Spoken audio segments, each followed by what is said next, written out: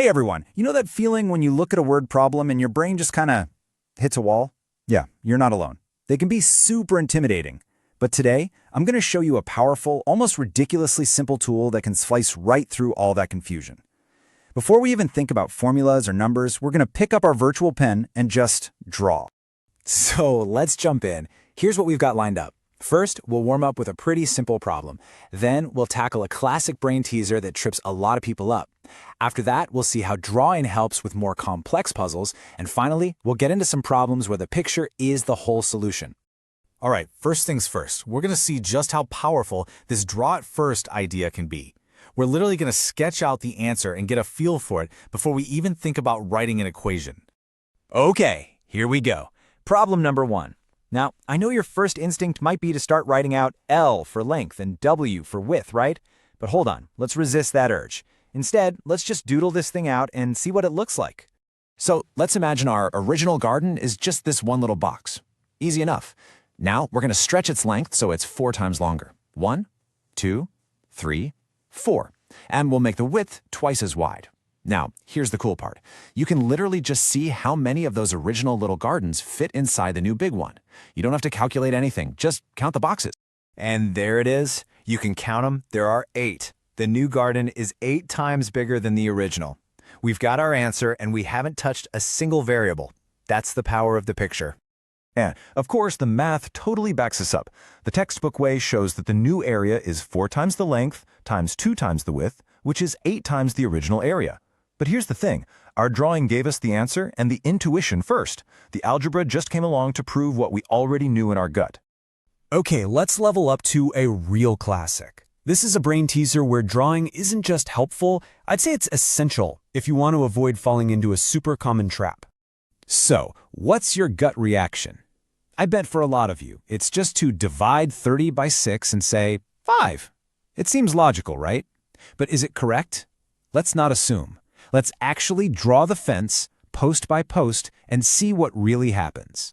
The problem says we need a post at both ends, so we have to plant one right at the start, at the 0-foot mark. That's post number 1.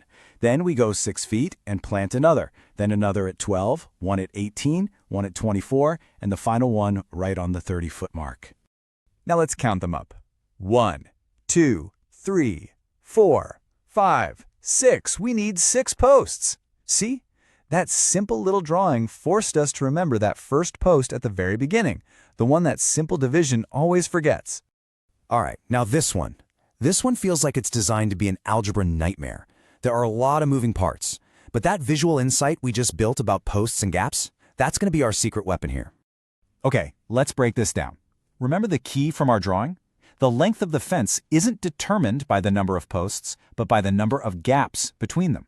And you always have one less gap than you have posts.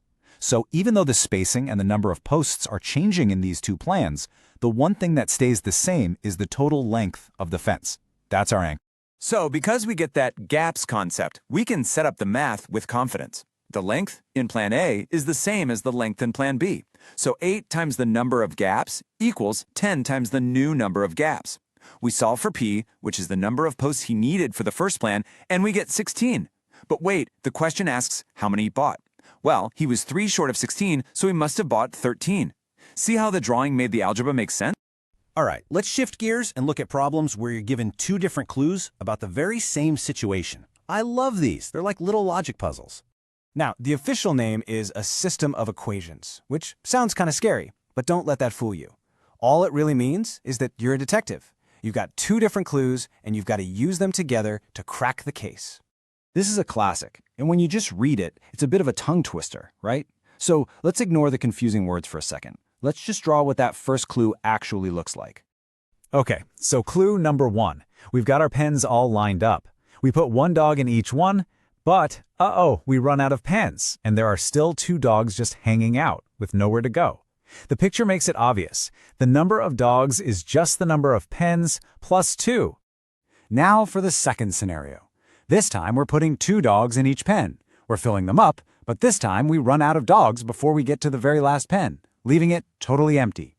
Again, the drawing makes the relationship crystal clear. The total number of dogs is 2 times the number of pens that are actually used.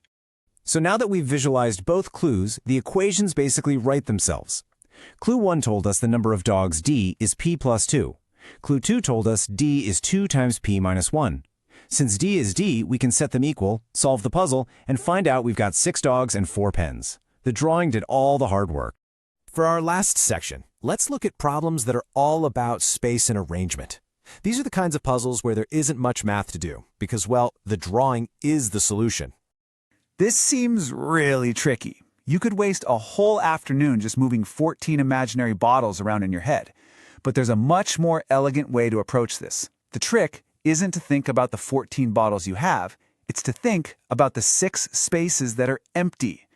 So check this out. What if we take those 6 empty spaces and just group them together? Let's put them in a nice, neat 2x3 block anywhere in that crate. And just like that, something amazing happens. Every single row and every single column that has bottles in it is now guaranteed to have an even number. It's a beautiful, simple visual trick.